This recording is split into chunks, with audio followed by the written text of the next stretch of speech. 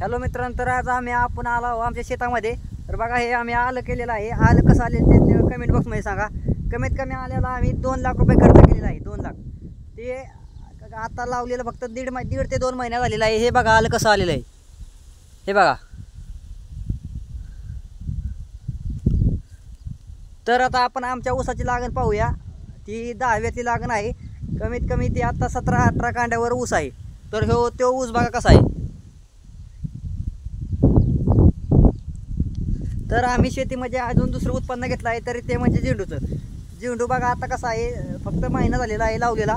तर ते बघा आता कमीत कमी 2 ते 3 फूट आलेला आहे. त्याला आज भर लावलेली आहे. ती भर बघा कशी लावलेली आहे. आम्ही कमीत कमी झेंडू 10 ते 12 पान केलेला आहे. 10 ते 12 पान केलेला आहे.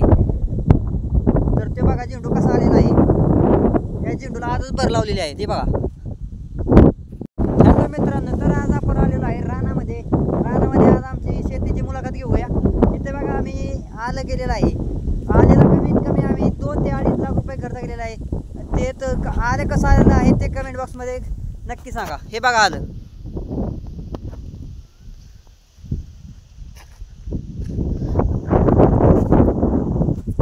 तर आल्याला आम्ही कमीत कमी 2.5 ते 2 लाख रुपये खर्च केलेला आहे. तर आम्ही खालच्या वावरामध्ये झेंडूची लागण केलेली आहे. झेंडूला पण आम्ही 50 ते 60 हजार रुपये खर्च केलेला आहे. तर त्याला आम्ही आता आलेलो आहे भर लावण्यासाठी.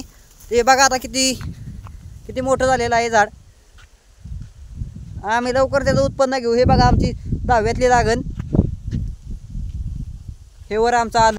तरी ते बघा आलं तुम्ही बघू शकता कसं आलेलं आहे. नीट आला, चांगला आला असेल तर कमेंट बॉक्समध्ये सांगू शकता. तर हे बघा हे आमच्या ऊसाचं ऊस. तर हे बघा आमचा ऊस कसा आलेला आहे. तर मित्रांनो सांगा, आता 10व्यातली लागण आहे. ती बघा आता 10-12 कांड्यावर ऊस आलेला आहे. हॅलो मित्रांनो, तर बघा वर हळवीचं रोप बी टाकलेलं आहे. तर मित्रांनो भेटूया आपण उद्या नवीन ब्लॉगमध्ये.